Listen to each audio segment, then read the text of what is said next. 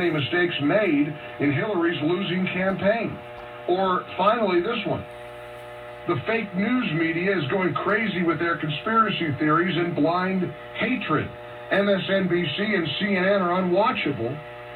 Fox and Friends is great. Now, this is not expected of a president. And it's why millions and millions of people love him and appreciate him. And I wavered the other day. I stupidly said, I kind of wish he didn't tweet so much. And let's face it, life would probably be easier for everybody, President Trump included, if he didn't. And yet, his tweeting is the essence of his success. And make no mistake, he is successful. I mean, the success of his election victory is something that this country has never seen. We all know that. They know it. The Times knows it. The media knows it. The Never-Trumpers know it. They were bested by him. And a Gallup poll released this week found that clear majorities of Americans believe that this is a president who keeps his promises and is strong and decisive as a leader and can bring about the changes America needs. Now listen to this, because there's a lot of people who like polls.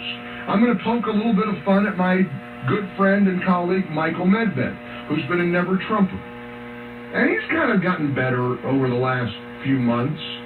But some of my friends and colleagues, they're on the Trump bandwagon for a little bit, then they jump off and they criticize away. And Michael loves polls.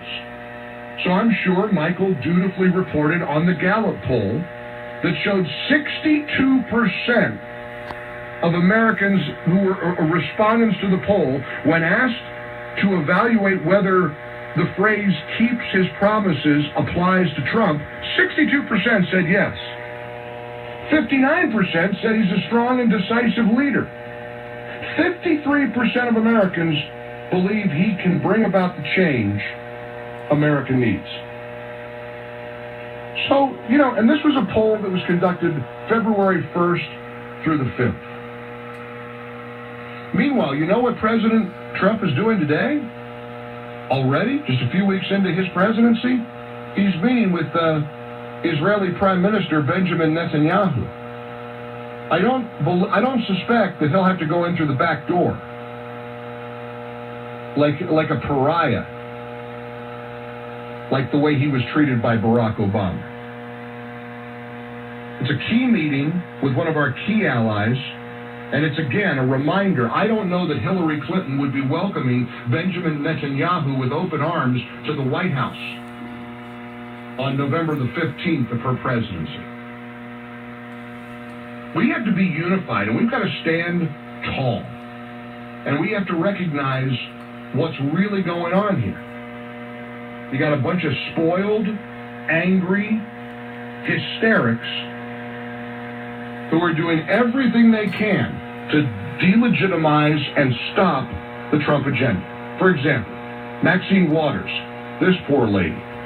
I mean, really, any day she can string together a couple of intelligible sentences is a banner day. What'd she say last week? That something about Putin with Korea? She got Korea mixed up with Crimea, I guess. Who knows? Who knows? Here she is on the Bill Press show talking about the liar Michael Flynn. Cut one. Michael Flynn has a reputation as being a liar. And someone that cannot be trusted. I've always believed that there's been collusion between the Trump outfit here and Russia and the Kremlin. And so I think this is the tip of the iceberg, that there's more to come. She also went on to call for the impeachment of President Trump. The impeachment, which is Looney Tunes. We all know that's Looney Tunes. I don't even think that the Michael Moores and the Rosie O'Donnells of the world who talk about removing Trump and impeaching him and all of this, I don't even think they believe it. That's so over the top.